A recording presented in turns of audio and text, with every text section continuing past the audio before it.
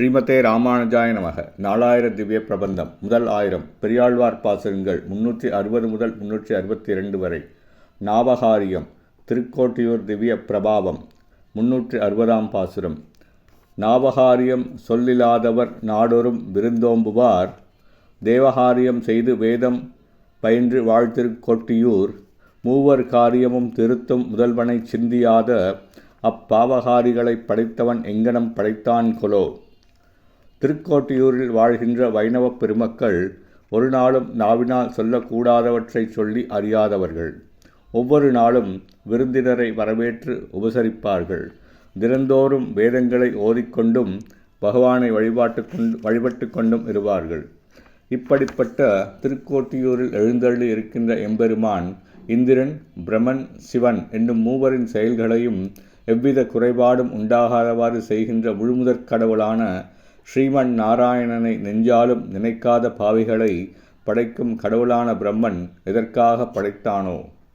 361ஆம் பாசுரம்.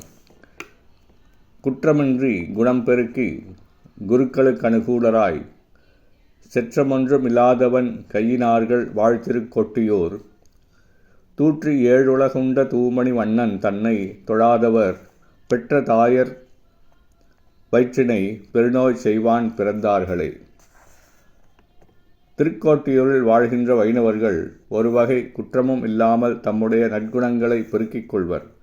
அவர்கள் தம் ஆச்சாரியர்களுக்கு வேண்டிய நன்மைகளை செய்வார்கள். பொறாமை சிறிதும் இல்லாதவர்கள், பிறர்க்கு கொடுத்து உதவும் கையினை உடையவர்கள்.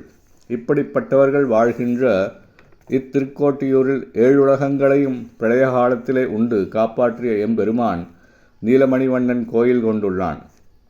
அங்குள்ள இவ்விறைவனை தொழாதவர்கள் தம்மை பெற்ற தாய்மார்க்கு நோய் செய்ய பிறந்தவர்களே ஆவர்.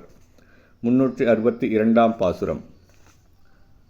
வண்ண நன்மணியும் மரகதமும் எழுத்து நிழலிலும் திண்ணைசூழ் திருக்கோட்டியூர் திருமாலவன் திருநாமங்கள், எண்ணக்கண்ட விரல்களால் இறைப்பொழுதும் எண்ணாயில்லாது போய், உண்ணக் கண்டதம் ஊத்தையாய்க்கு கவளமுந்துகின்றார்களே.